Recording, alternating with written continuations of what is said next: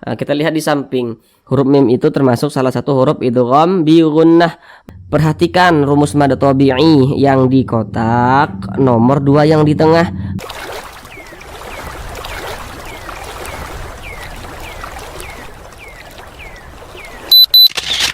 Assalamualaikum warahmatullahi wabarakatuh. Apakah Bapak Ibu Saudara semuanya belum lancar dalam membaca Al-Quran, kemudian juga belum memahami ilmu tajwid Al-Quran? Mari belajar mengaji bersama kami. Akan kami jelaskan tajwidnya dengan pelan-pelan, sehingga insya Allah bagi Bapak Ibu Saudara semuanya yang belum lancar dalam membaca Al-Quran bisa segera lancar, kemudian juga insya Allah langsung bisa memahami ilmu tajwid Al-Quran dengan mudah. Karena supaya kita itu bisa lancar dalam membaca Al-Quran, maka wajib bagi kita memahami tentang ilmu tajwid Al-Quran. Nah, sehingganya di belajar mengaji bersama kami akan kami jelaskan tajwidnya dengan pelan-pelan untuk memudahkan Bapak Ibu dalam memahami ilmu tajwid, sehingganya nanti membaca Al-Qurannya jika yang masih terbata-bata bisa segera lancar. Namun sebelum itu kami doakan terlebih dahulu, semoga Bapak Ibu Saudara semuanya senantiasa dalam keadaan sehat, dipermudah segala urusannya, dikabulkan segala hajatnya, dan senantiasa dilancarkan rezekinya oleh Allah Subhanahu wa Ta'ala. Amin, amin ya Rabbal Alamin. Baiklah, langsung kita mulai belajar mengaji Al-Qur'annya. Kita kali ini akan belajar mengaji Al-Qur'an dengan penjelasan tajwidnya yang pelan-pelan, yakni pada surah Al-Baqarah ayat 197. Akan tetapi di surah Al-Baqarah ayat 197 ini seperti yang kita lihat, ayatnya itu lumayan panjang, sehingga kita bagi menjadi 2 bagian supaya durasinya itu tidak terlalu lama. Kemudian kita belajarnya sedikit-sedikit saja. Yang terpenting Bapak Ibu Saudara semuanya langsung dapat memahami ilmu tajwid Al-Quran dengan mudah, sehingganya nanti ketika membaca Al-Quran dapat praktek dengan sendirinya. Jadi ini kita di bagian yang pertama. Di bagian yang pertama ini kita akan belajar dari sini, dari Al-Hajj sampai bawah ini ya, sampai fil Hajj. Baiklah, di sini akan kami bacakan terlebih dahulu dengan pelan-pelan. A'udzu billahi minasy syaithanir rajim. Bismillahirrahmanirrahim.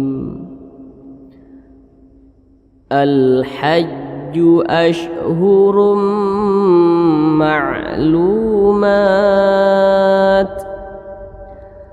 فَمَنْ فَرَضَ فِيهِنَّ الْحَجَّ فَلَا رَفَثَ وَلَا فُسُوقَ وَلَا جِدَالَ فِي الْحَجِّ. Baik, sekarang kita bahas tajwidnya dengan pelan-pelan. Namun sebelum itu ada beberapa hal yang kami sampaikan di awal, supaya nanti ketika kami menjelaskannya lebih mempermudah Bapak Ibu Saudara semuanya memahami apa yang kami sampaikan. Kalau nanti kami katakan huruf di belakangnya atau huruf sebelumnya, maka itu adalah huruf yang berposisi sebelah kanan, berarti sebelah sini ya, sebelah kanan. Kalau nanti kami katakan huruf setelahnya atau huruf di depannya, maka berarti itu adalah huruf yang berposisi sebelah sini, sebelah kiri ya, sebelah sini, sebelah kiri. Kemudian baris satu ke atas ini disebut juga dengan tanda baca fathah atau harokat fathah. Kalau baris satu ke bawah ini disebut juga dengan tanda baca kasroh atau harokat kasroh. Kalau yang seperti ini disebut juga dengan tanda baca dhammah atau harokat dhammah. Yang pertama di sini ada alif lam qamariyah. Karena di sini ada alif lam berjumpa dengan huruf H. Mana huruf alifnya? Nah, ini huruf alifnya. Karena ini adalah huruf hamzah wasal. Nah, jadi huruf alifnya tuh yang ini. Nah, di sini alif lam berjumpa dengan huruf H. Kita lihat di samping. huruf H itu termasuk salah satu huruf qamariyah. Maka alif lam berjumpa dengan huruf H, hukumnya adalah alif lam qamariyah. Alif lam qamariyah itu biasa disebut juga dengan izhar qamariyah. Karena dia cara membaca huruf lamnya ini dia dibaca jelas. Nah, jadi huruf lamnya itu terbaca dengan jelas. Al-hajju ashhurum. Nah, kemudian di sini huruf ra memiliki tanda baca dhammahtain atau tanwin dhammah. Maka huruf ra-nya ini dibaca tebal, dibaca tabkhim. Nah, jadi ketika kita mengucapkannya atau melafazkannya, pangkal lidah kita atau pangkal lisan kita itu naik terangkat ke atas ketika kita mengucapkannya. Nah, kemudian di sini tanda baca tanwin nih berjumpa dengan huruf mim. Namun sebelum itu perhatikan dulu di samping. Kalau kita membaca Al-Quran apabila berjumpa dengan huruf nun sukun atau berjumpa dengan salah satu tanda baca tanwin. Tanda baca tanwin itu ada 3. Yang nomor 1 baris 2 di atas namanya fathahtain. Yang nomor 2 baris 2 di bawah namanya kasrohtain. Dan yang nomor 3 itu namanya dhammahtain. Pokoknya setiap membaca Al-Quran berjumpa dengan huruf nun sukun atau berjumpa dengan salah satu tanda baca tanwin, maka perhatikan huruf setelahnya atau huruf di depannya itu kita perhatikan. Nah, contohnya seperti ini. Di sini yang kita temui adalah tanda baca tanwin. Nah, setiap berjumpa dengan tanda baca tanwin kita perhatikan huruf di depannya nih kita perhatikan. Nah, ini tanda baca tanwin. Nah, huruf di depannya atau huruf setelahnya itu adalah huruf mim. Nah, kita lihat di samping. Huruf mim itu termasuk salah satu huruf idgham bi gunnah. Maka tanwin berjumpa dengan huruf mim hukumnya adalah idgham bi gunnah. Maka cara bacanya itu dengan cara memasukkan kemudian juga didengungkan atau digunnahkan. Apanya yang dimasukkan? Jadi bunyi tanwin ini dia langsung masuk ke huruf mim. Jadi dibaca ashhurum, hurum, jangan dibaca ashhurun, ashhurun, jangan, tapi langsung masuk ke huruf mim. Ashhurum, jadi M masuk ke huruf mim, ashhurum. Kemudian didengungkan itu suaranya itu kita tahan, kita panjangkan sejenak. Ashhurum ma'lumat. Nah, seperti itu kita panjangkan. Ashhurum ma'lumat. Nah, kita dengungkan seperti itu. Kemudian di sini lu dibaca panjang. Perhatikan rumus mad tabi'i yang di kotak nomor 2 yang di tengah. Kalau kita membaca Al-Quran apabila berjumpa dengan huruf waw sukun, ini huruf waw nih, tanda sukun itu seperti ini. Nah, seperti ini huruf sukun. Atau kadang huruf sukun itu ada juga yang menyebutnya huruf mati, seperti itu untuk lebih mempermudah dalam memahaminya. Setiap membaca Al-Quran berjumpa dengan huruf waw sukun, ya, kita perhatikan huruf di belakang waw sukun itu kita perhatikan, atau huruf sebelum waw sukun itu kita perhatikan.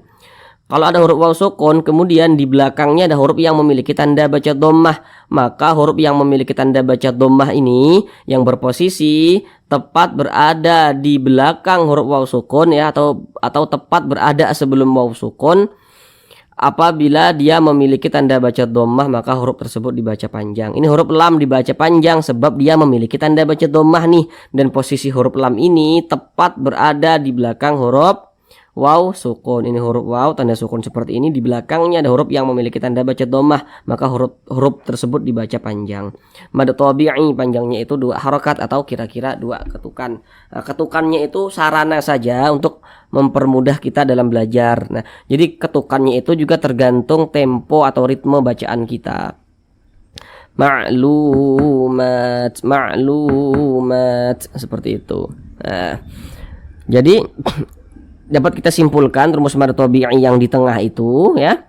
Kalau ada huruf waw sukun pasangannya tanda baca dhammah sehingga huruf sebelumnya atau huruf di belakangnya itu dibaca panjang seperti itu. Kemudian huruf mim ini dibaca panjang. Perhatikan, ini namanya mad arid li sukun. Nah, namun sebelum itu perhatikan terlebih dahulu tanda mad atau tanda panjang yang di kotak nomor 4. Kalau kita membaca Al-Quran apabila berjumpa dengan suatu huruf kemudian di atas huruf tersebut ada tanda baca fathah. tapi bentuknya itu dia berdiri ya.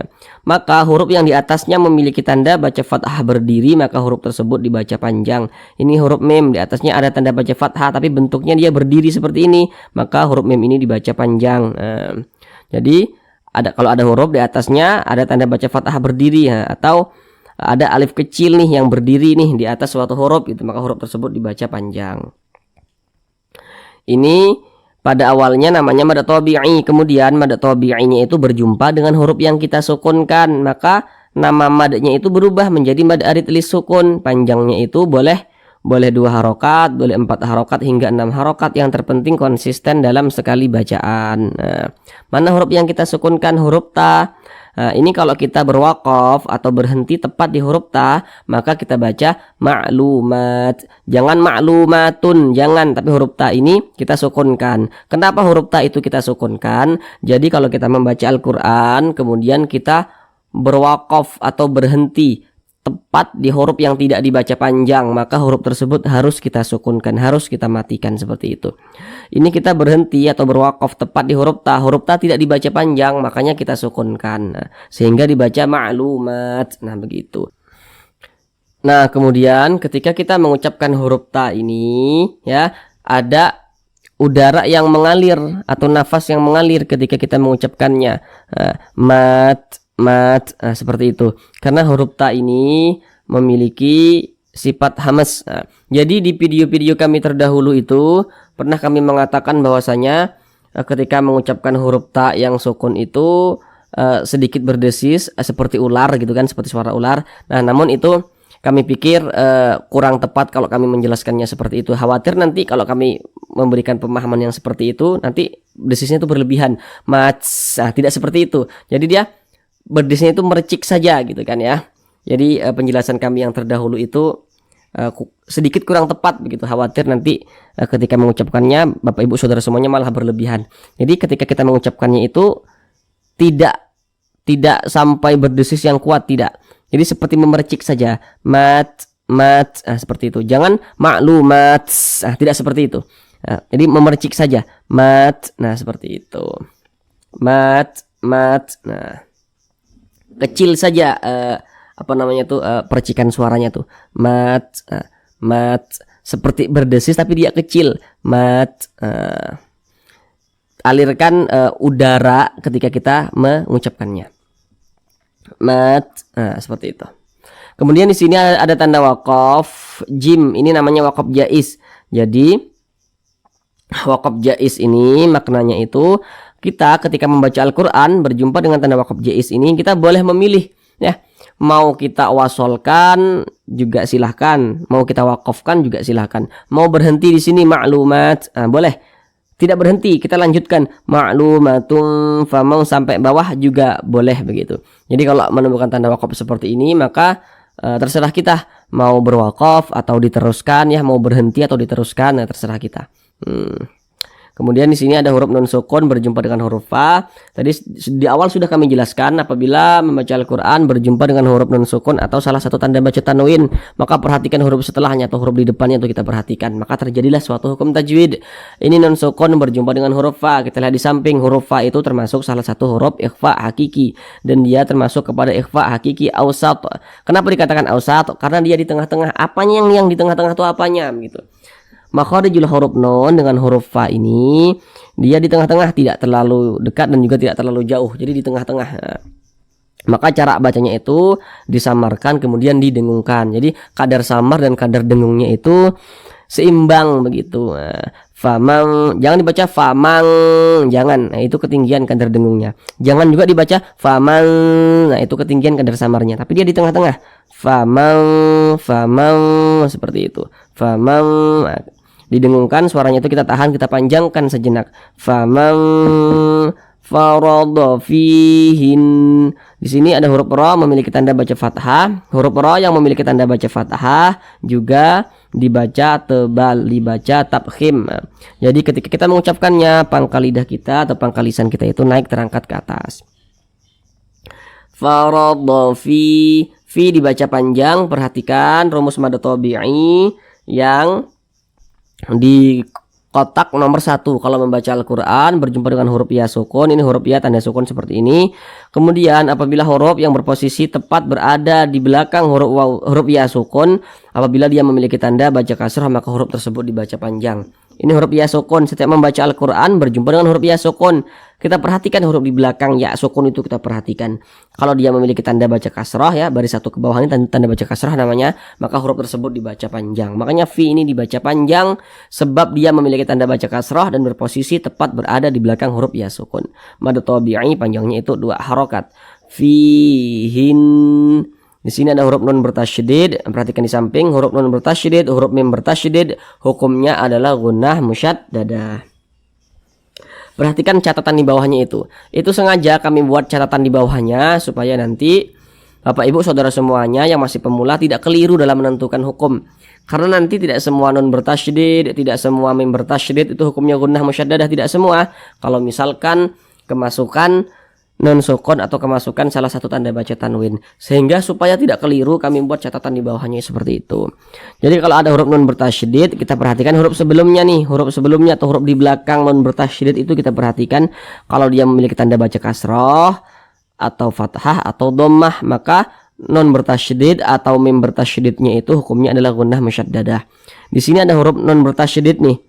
Di belakangnya ini ada huruf yang memiliki tanda baca kasroh nih. Berarti nun bertasydidnya ini hukumnya adalah gunnah musyaddadah. Jadi cara bacanya itu digunnahkan. Digunnahkan, suaranya itu kita tahan, kita panjangkan sejenak. Fihin. Nah, kita panjangkan seperti itu. Fihinnal hajja fala. Di sini ada alif lam berjumpa dengan huruf H. Perhatikan lagi di samping, huruf H termasuk salah satu huruf qamariyah. Maka alif lam berjumpa dengan huruf H hukumnya adalah alif lam qamariyah. Alif lam qamariyah biasa disebut juga dengan izhar qamariyah karena cara membaca huruf lamnya itu dibaca izhar begitu. Fihinnal hajja fala. La dibaca panjang. Perhatikan rumus mad tabi'i yang di kotak nomor 3. Kalau kita membaca Al-Quran apabila berjumpa dengan huruf alif, kita perhatikan huruf sebelum huruf alif itu kita perhatikan, atau huruf yang berposisi tepat berada di belakang huruf alif itu kita perhatikan. Kalau ada huruf yang memiliki tanda baca fathah ya dan berposisi tepat berada di belakang huruf alif, maka huruf tersebut dibaca panjang. Ini bendera ke samping ini alif nih. Di belakang huruf alif ada huruf lam memiliki tanda baca fathah dia, sehingga huruf lam ini dibaca panjang. Mad tabi'i panjangnya 2 harokat atau kira-kira 2 ketukan. Fala, huruf ro dibaca tebal karena dia memiliki tanda baca fathah. Dibaca tebal atau dibaca tabkhim. Fala rafatha wala. Huruf la ini dibaca panjang lagi, masih di rumus mad tabi'i yang di kotak nomor 3. Kalau membaca Al-Quran berjumpa dengan huruf alif nih, benderanya ini alif nih, bendera ke samping ini alif. Di belakang huruf alif apabila ada huruf yang memiliki tanda baca fathah, maka huruf yang memiliki tanda baca fathah yang berposisi tepat berada di belakang huruf alif maka dibaca panjang. Ini huruf la memiliki tanda baca fathah dia dan posisinya tepat berada di belakang huruf alif, sehingga huruf lam dibaca panjang. Mad tabi'i panjangnya 2 harokat atau kira-kira 2 ketukan. Wala fusu, su dibaca panjang. Perhatikan rumus mad tabi'i yang di kotak nomor 2 yang di tengah. Kalau membaca Al-Quran apabila berjumpa dengan huruf waw sukun, ini huruf waw tanda sukun seperti ini, maka kita perhatikan huruf sebelum waw sukun, kita perhatikan kalau dia memiliki tanda baca dhammah, maka huruf yang memiliki tanda baca dhammah yang berposisi tepat sebelum huruf waw sukun atau tepat berada di belakang huruf waw sukun, maka dia dibaca panjang.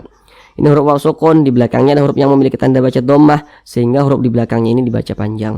Mad tabi'i panjangnya 2 harokat atau kira-kira 2 ketukan.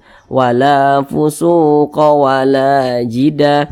La dengan da ini kedua-duanya dibaca panjang. Penjelasannya sama di rumus mad tabi'i yang di kotak nomor 3. Kalau membaca Al-Quran berjumpa dengan huruf alif, perhatikan huruf sebelumnya. Kalau dia memiliki tanda baca fathah, maka huruf tersebut dibaca panjang. Kemudian ini da dibaca panjang karena di sini ada alif, sebelumnya hurufnya memiliki tanda baca fathah, makanya da dibaca panjang. Kedua-duanya namanya mad tabi'i, panjangnya itu 2 harokat atau kira-kira 2 ketukan. Wala jidala fil hajj. Di sini ada alif lam berjumpa dengan huruf H. Perhatikan lagi di samping. Huruf H termasuk salah satu huruf qamariyah, maka alif lam berjumpa dengan huruf H hukumnya adalah alif lam qamariyah.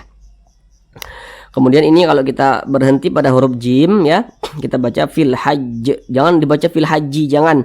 Huruf jim kita sukunkan atau kita matikan sebab dia tidak dibaca panjang. Jadi kalau kita berhenti di huruf yang tidak dibaca panjang ya, atau berwakaf di huruf yang tidak dibaca panjang, maka huruf tersebut harus kita sukunkan. Kemudian huruf jim ini karena dia disukunkan, ya kita bacanya dipantulkan. Perhatikan di samping. Huruf jim itu termasuk salah satu huruf qalqalah. Jadi kalau dia sukun maka cara bacanya itu dipantulkan. Makanya kita baca fil hajj. Nah, tapi ini cara bacanya itu jangan dibaca seperti ini. Fil haji jangan, atau fil hajj jangan. Tapi ditasydidkan dulu ya, ditasydidkan dulu baru dipantulkan. Fil hajj. Nah, seperti itu, ditasydidkan dulu baru dipantulkan. Ini termasuk kepada qalqalah kubro, qalqalah besar. Nah, jadi kalau kita membaca Al-Qur'an kemudian kita berwakaf atau berhenti tepat di huruf qalqalah, maka itu termasuk kepada qalqalah kubro atau qalqalah besar. Kemudian di sini ada tanda wakaf, qaf dengan lam yang bermakna al-waqafu aula. Jadi kalau menemukan tanda wakaf seperti ini maka berwakaf lebih utama atau berhenti itu lebih utama. Jadi kalau menemukan tanda wakaf seperti ini maka alangkah baiknya kita berwakaf atau berhenti tepat di tanda wakaf yang berbentuk qaf dengan lam ini, seperti itu. Sekarang kita ulang bersama-sama sekali lagi dari awal. A'udzu billahi minasyaitonir rajim. Bismillahirrahmanirrahim. Al-hajju ashhurum ma'lumat. Faman farada fihinna al-hajja fala rafatha wala fusuqa wala jidala fil hajj. Sadaqallahul azim.